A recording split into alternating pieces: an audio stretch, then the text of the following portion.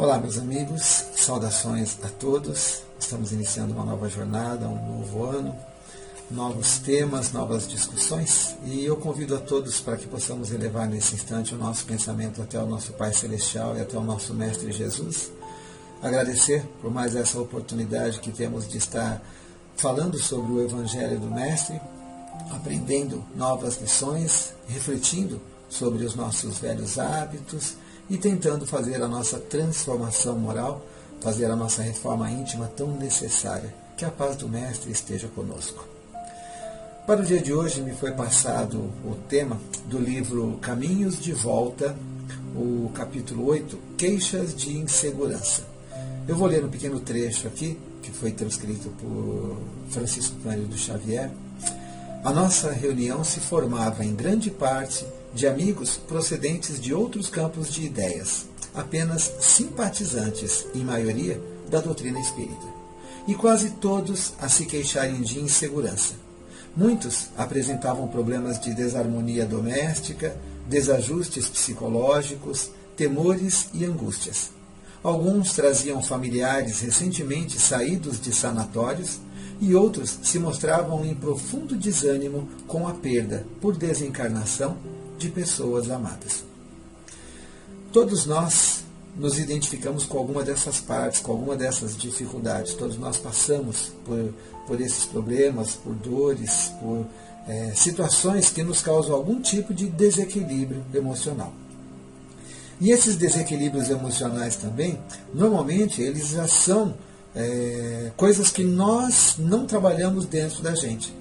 As situações com certeza existem, as dificuldades, as dores, as perdas, elas existem. Mas a forma como nós as encaramos, a maneira como nós como reagimos em relação a elas, é que vai determinando a nossa evolução. E esses acontecimentos, por si só, eles são neutros. A nossa emoção, a nossa maneira de olhar e de reagir a eles é que causa o desequilíbrio, que causa todo o transtorno. Por coincidência, eu estava lendo a Revista Cristã de Espiritismo, eu sou assinante dessa revista e eu recomendo aos espíritas, que assinem, que é muito interessante, tem muitos textos ótimos ali para reflexão. E na Revista Cristã de Espiritismo de julho de 2020, um engenheiro chamado Rogério Miguel, ele fez uma analogia muito interessante. Acho que todos vocês devem conhecer a história de Aquiles, o gigante da mitologia grega. E Aquiles, ele foi banhado pela sua mãe no rio Estígis, que era o rio da imortalidade. Ele foi banhado para que ele pudesse se tornar indestrutível, imortal. E na hora que a mãe dele foi banhá-lo nesse rio, ela segurou ele pelo calcanhar. Então ele ficou com uma parte do corpo que não foi invulnerabilizada. E foi justamente na mitologia o ponto onde uma flecha o atingiu e esse gigante acabou sendo derrotado. Todos nós temos os nossos calcanhares de Aquiles. E no nosso caso não é um só, O nosso calcanhar de Aquiles está espalhado por diversos pensamentos, diversos hábitos. Então há uma riqueza muito grande de calcanhares de Aquiles, que nós temos espalhados pelo nosso corpo espiritual completo. Nós sabemos que no processo de evolução nós temos que desenvolver virtudes e lutamos para desenvolver as virtudes, mas nós sabemos também que, mesmo na luta para o desenvolvimento das virtudes, nós, sem querer, esbarramos em vícios. Sem querer, nós acabamos adquirindo vícios.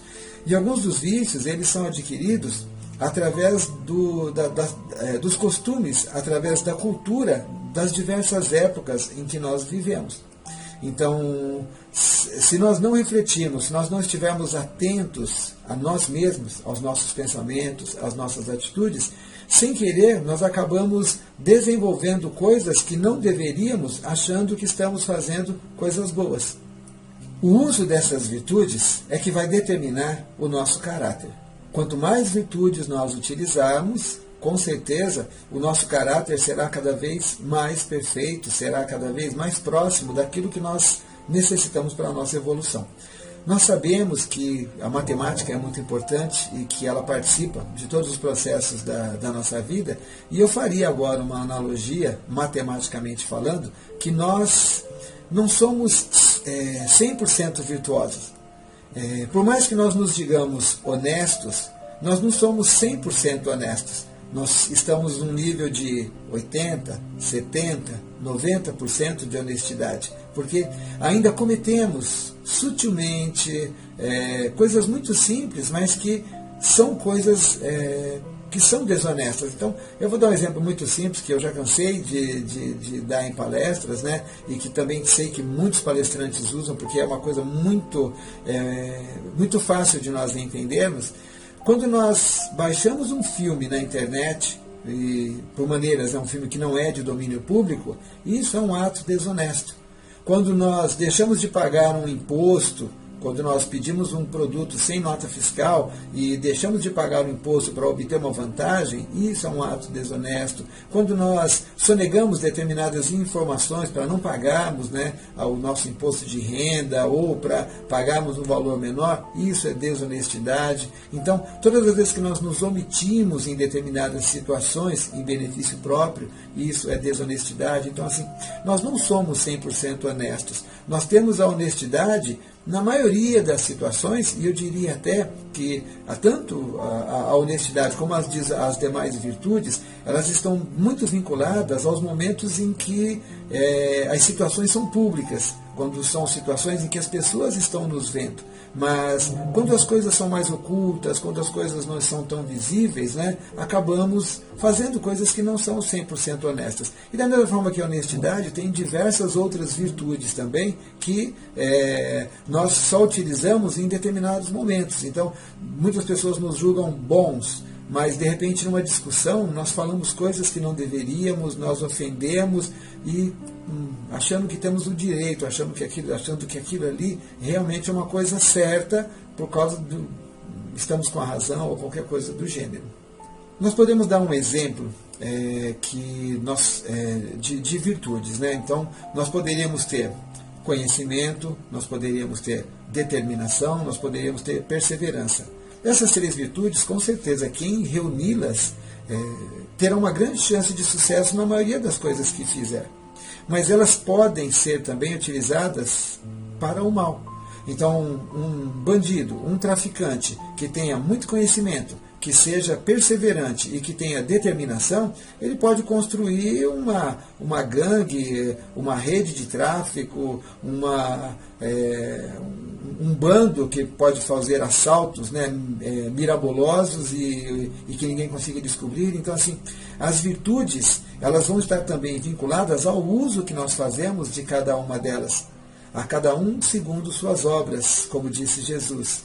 O homem é livre na semeadura, porém será escravo na colheita. Então, no processo de evolução, sempre desenvolveremos virtudes, aprenderemos, cresceremos. Mas o uso dessas virtudes é que vai determinar exatamente o que nós somos. E evoluir, no sentido moral, significa só utilizar as virtudes para o bem. Evoluir significa que nós vamos policiar os nossos atos de maneira que, como fez Jesus, não há nenhum ato condenável. Em todos os momentos, não importa se nós sejamos prejudicados ou não, nós vamos fazer aquilo que é certo. As virtudes.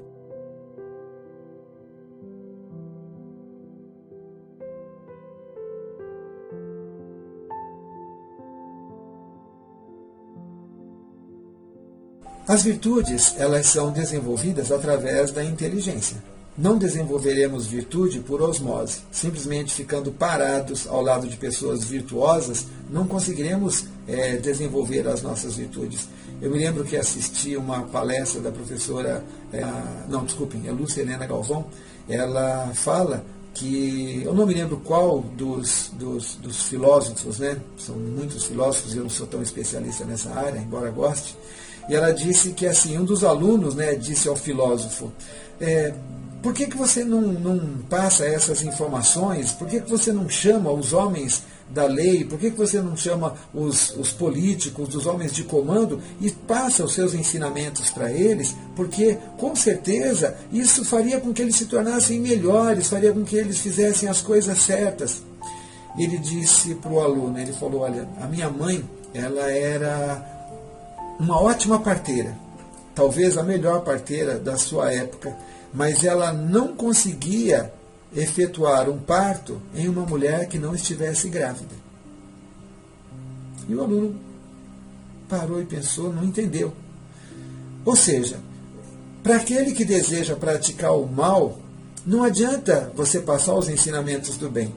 Da mesma forma que nós falamos agora das virtudes. Se você desenvolver conhecimentos de alta tecnologia para uma pessoa e ela desejar entrar no banco de dados da Receita Federal, no banco de dados do Detran, para poder fazer falcatruas, o conhecimento, a habilidade está lá, mas infelizmente ela não estava grávida. Não tinha como fazer um parto perfeito para quem não estava grávido. Então, se a pessoa não tiver o desejo, a vontade de fazer a transformação para o bem, não haverá possibilidade de um conhecimento bom transformá-la numa pessoa boa.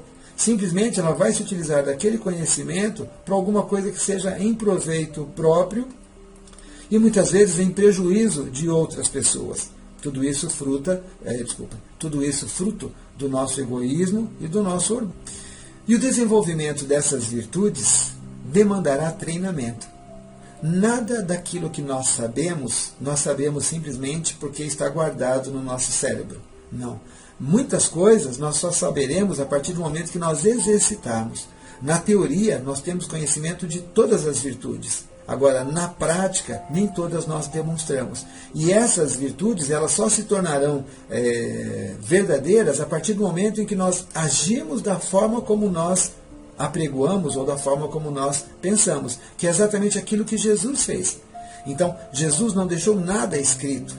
Ele sempre fez. E as pessoas que estavam ao seu redor observaram as coisas que ele fez e procuraram seguir aquilo que ele fez. E depois transcreveram, os evangelistas, transcreveram a vida de Jesus, que até hoje é utilizada como exemplos para nós. E se nós utilizarmos todos esses conhecimentos, todas essas passagens da vida de Jesus, em todas as situações que nós vivenciamos, com certeza nós conseguiremos evoluir, conseguiremos adquirir todas as virtudes que nós temos necessidade.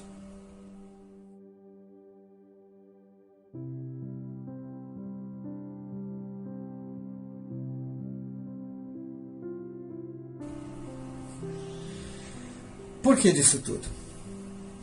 No texto inicial, então, Chico fala das pessoas que estavam lá reclamando de todos os problemas e as dificuldades que são comuns ao ser humano. E a falta das virtudes é que demonstra onde estão os nossos calcanhares de Aquiles e que fazem com que nós próprios não saibamos enfrentar, não saibamos encarar as dificuldades e faz com que aqueles que estão próximos de nós, sejam encarnados ou desencarnados, se utilizem, se afinizem com essas fraquezas, com esses calcanhares de Aquiles que nós temos, e se aproveitem dessas oportunidades para nos atacar ou para nos ajudar, vamos dizer assim, a afundar um pouco mais.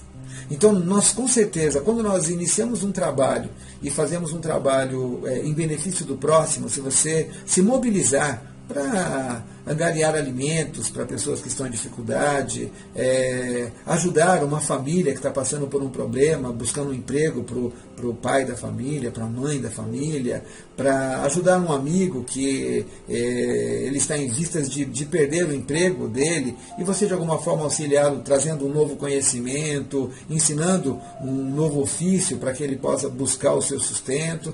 Então, todas essas pequenas atitudes que nós fazemos, elas trazem para junto de nós pessoas e irmãos já libertos do corpo que se afinizam com essa nossa atitude. E essa atitude vai desenvolvendo em nós virtudes de bondade, virtudes de tolerância, de paciência. Mas, ao mesmo tempo, quando nós passamos por uma dor, por um sofrimento, por uma dificuldade, quando nos martirizamos por essas dificuldades, quando nos julgamos esquecidos por Deus, quando nos julgamos sorteados somente para as coisas ruins, que não nos acontece nada de bom, que empilhamos 2 tijolos e vem alguém e derruba tudo aquilo que nós fizemos. Então, no momento em que nós temos uma atitude negativa, um pensamento negativo como esse, Os irmãozinhos que têm o mesmo tipo de pensamento e as pessoas encarnadas também que têm o mesmo tipo de pensamento se juntam a nós. Então fazemos um grupo de infelizes. E quando nós temos inimigos já libertos do corpo e que estão o tempo todo ali nos vigiando, vendo as nossas fraquezas, porque eles querem a justiça em relação ao mal que fizemos a eles no passado e que estão em busca de uma forma, já que Deus demora muito para praticar a justiça dele, eles querem acelerar essa justiça. E sabemos que isso é apenas vingança, não é? Então, esses irmãozinhos vão se aproveitar das nossas fraquezas nesses momentos de dificuldade e eles vão alimentar o nosso ponto que for o ponto fraco. Se a sua fraqueza for o vício, né, a bebida ou a droga, eles vão alimentar a ideia sua de que você pode fugir dos problemas através desses vícios.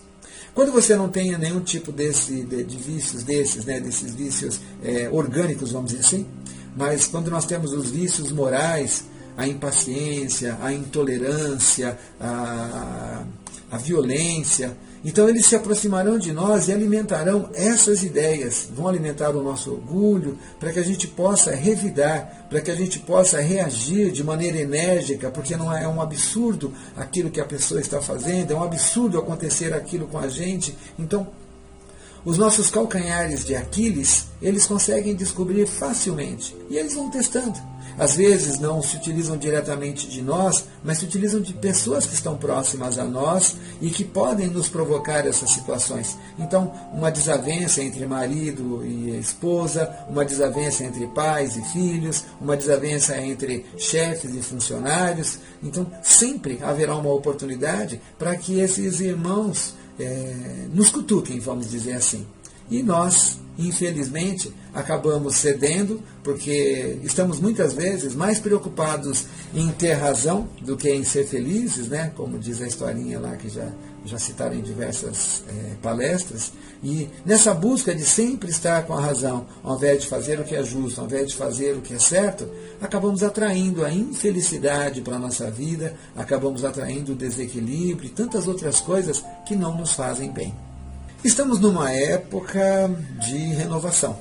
Toda virada de ano, toda vez, né, que chegamos no fim de uma etapa e iniciamos uma nova etapa, nós estamos cheios de planos, estamos cheios de ideias, já começamos a pensar no regime, no curso, na promoção, na troca do carro, a compra de uma casa maior, de um sítio, desenvolvimento de virtudes, sermos diferentes. E a gente realmente, assim, isso é uma coisa muito bacana. Só que, segundo o Mário Sérgio Cortella, eu assisti há algum tempo atrás uma palestra dele na internet, e lógico, não é dele isso, mas ele foi muito feliz na colocação. Existe a esperança do verbo esperar e existe a esperança do verbo esperançar. A esperança do verbo esperar, ela seria aquele que se senta e aguarda que as coisas vão mudar. E existe a esperança do verbo esperançar, que é daquele que não se senta. Ele tem certeza que as coisas realmente vão mudar e ele começa a se movimentar para que de alguma forma as coisas mudem. Eu vou dar um exemplo para vocês, uma coisa que me veio à mente, eu espero que seja ilustrativa, me perdoem se não for ilustrativa para isso. Imaginem duas pessoas que estão no meio do mar e naufragaram, né? E olham para todos os lados e não veem nada, não veem salvação.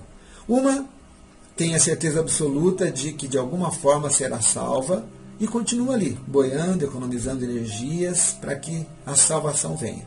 E a outra também tem a certeza da salvação e acredita que se for nadando em alguma direção, de repente pode enxergar ao longe terra, pode cruzar com um navio, um avião pode estar passando em baixa altitude à procura deles e pode enxergá-lo.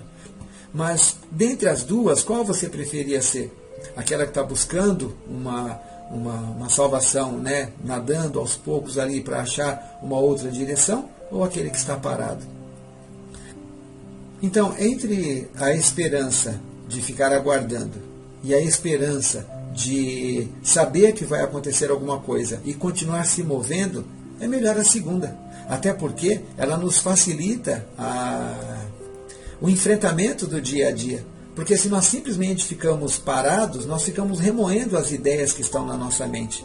Enquanto que quando nós reagimos, quando nós nos movimentamos, nós vamos mudando o nosso padrão mental. Nós vamos fazendo com que outras ideias, com que outros pensamentos cheguem até nós. E não damos a possibilidade para que os oportunistas, aqueles que estão ou por afinidade de sentimento ou por vingança do passado, nos observando, nós não damos a oportunidade para que eles se aproveitem do nosso dia a dia e falem assim: olha, tá vendo? Já se passou um dia e não aconteceu o que você estava esperando. Olha, já se passaram 2 dias e não aconteceu o que você estava esperando.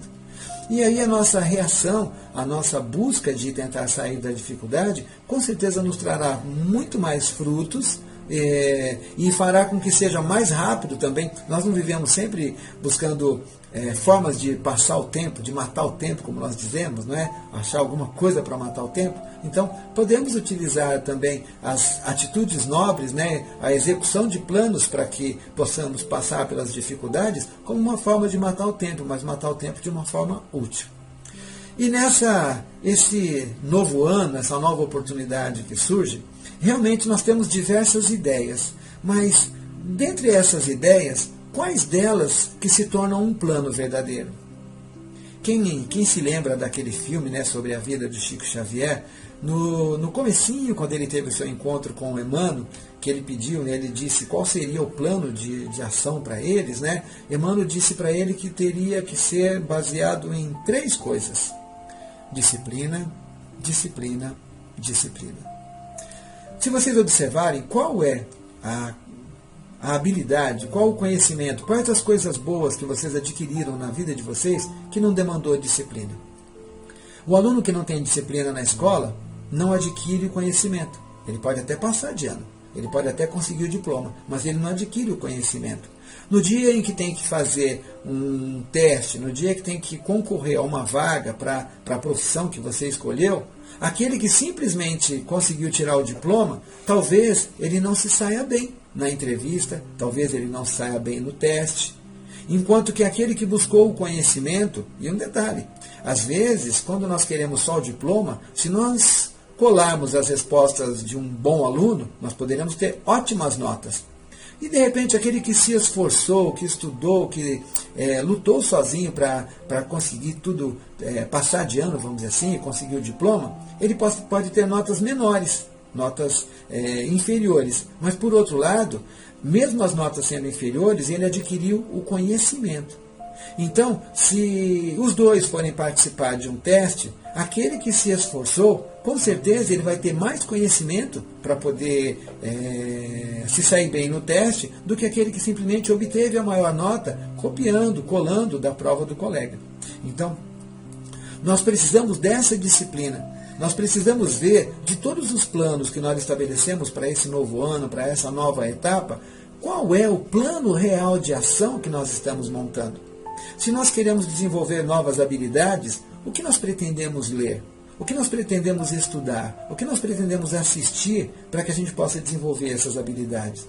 Se nós queremos ser diferentes nas nossas virtudes, de que maneira nós vamos podar dentro de nós, de que maneira nós vamos identificar dentro de nós os nossos calcanhares de Aquiles para não permitir que eles se tornem fraquezas nossas no futuro?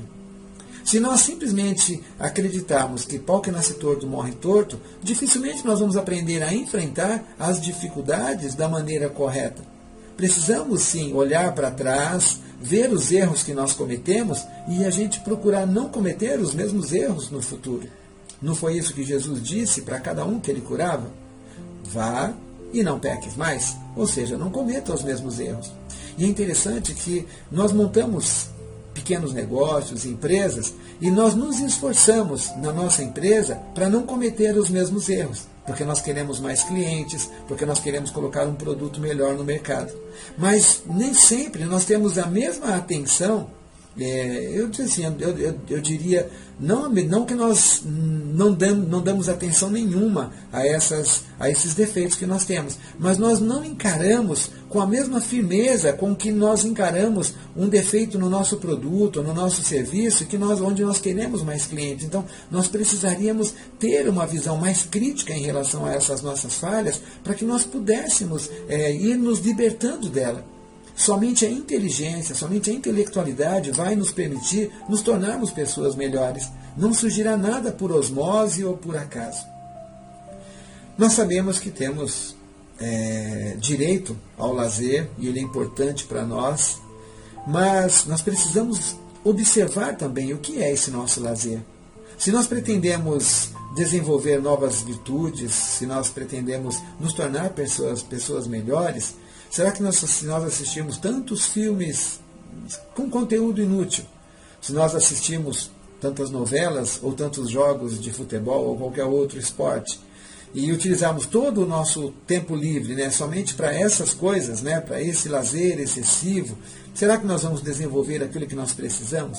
Então, nós precisamos refletir, precisamos dessa disciplina de ver, já que eu estou com um plano para o próximo ano, quais são as atitudes que eu pretendo ter, quais são as leituras que eu pretendo adquirir para poder atingir esse plano, para que eu possa, de alguma forma, chegar realmente ao final do ano e ter certeza que eu consegui atingir aquilo que eu precisava. Isso é uma forma de você observar se você realmente está melhorando ou não. Cada vez que surgir uma dificuldade, cada vez que surgir um problema, a maneira como você encarar, a maneira como você reagir perante aquele problema, pode demonstrar para você se você realmente já adquiriu o conhecimento ou não. Eu vou dar um exemplo dentro do Espiritismo, que é isso que nós todos estamos estudando, estamos lutando para aprender, estamos utilizando como ferramenta de transformação moral para nós. Eu passei recentemente, faz um ano e pouco, pelo falecimento do meu pai. E eu me lembro que nunca me passou isso pela cabeça. A gente sabe que um dia vai acontecer, mas nunca me passou isso pela cabeça. Qual seria a reação? E aí, no dia que eu tive a notícia, que foi uma notícia assim repentina, embora meu pai estivesse hospitalizado, mas ele tinha feito uma cirurgia e aparentemente ele ia superar aquilo. A minha irmã tinha visitado ele, tinha um vídeo dele alegre, conversando e tudo mais, E o Espiritismo tem explicações para isso também, não vem ao caso agora, mas o desencarne do meu pai em si, todos aqueles conhecimentos, tudo aquilo que eu aprendi dentro do Espiritismo, me ajudou muito a enfrentar, a pular por essa dificuldade. A certeza de que a morte não é o fim, a certeza de que o meu pai, com 78 anos, pesando 120 quilos, com uma série de limitações físicas que não permitiam mais que ele pudesse ter uma vida normal, se movimentar com facilidade, ser produtivo em alguma coisa, porque ele tinha muito conhecimento. Então, me fez agradecer a Deus por meu pai ter se libertado daquele corpo limitado, daquele corpo debilitado, doente, e que com certeza só traria mais sofrimento para ele no futuro. Nas minhas preces, nunca fiz uma oração pedindo a Deus que ele partisse, mas em cada oração eu pedia a Deus: Senhor, faça para meu pai aquilo que for da tua vontade, aquilo que for melhor para ele, e que nós aqui possamos cumprir aquilo que for da tua vontade.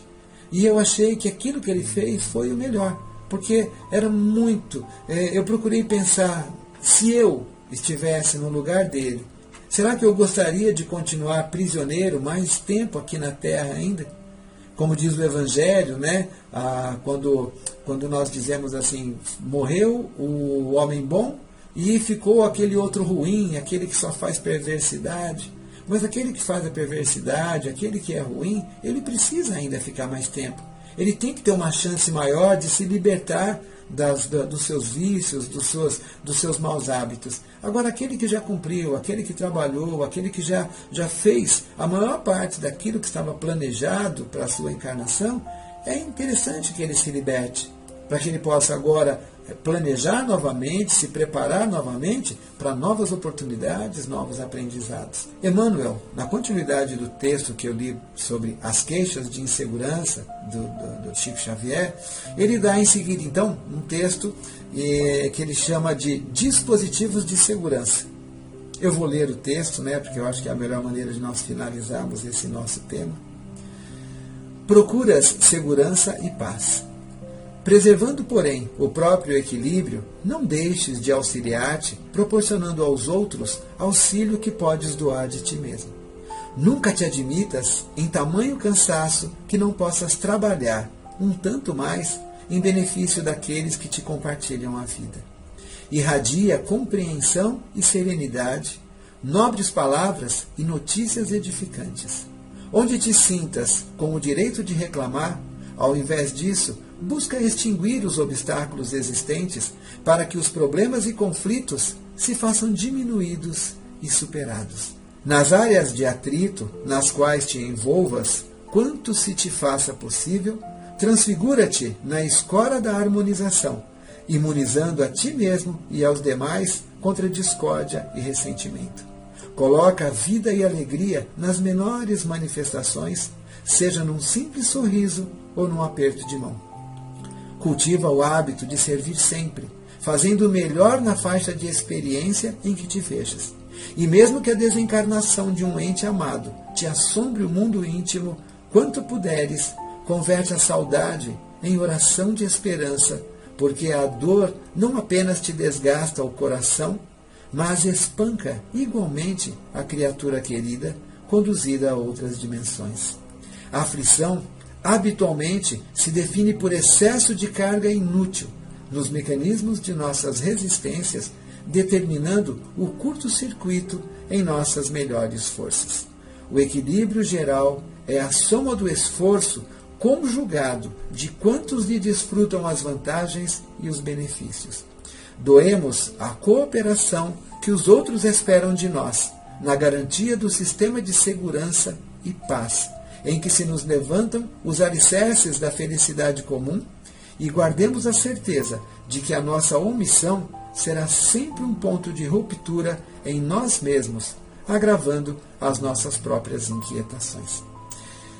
Que a paz do Mestre Jesus esteja com todos nesse novo ano que se inicia, que possamos fazer o nosso planejamento, que possamos nos preparar e que possamos enfrentar as dificuldades de cabeça erguida, com a certeza de que cada uma delas é um pequeno exercício que Deus está nos passando para que nós possamos melhorar.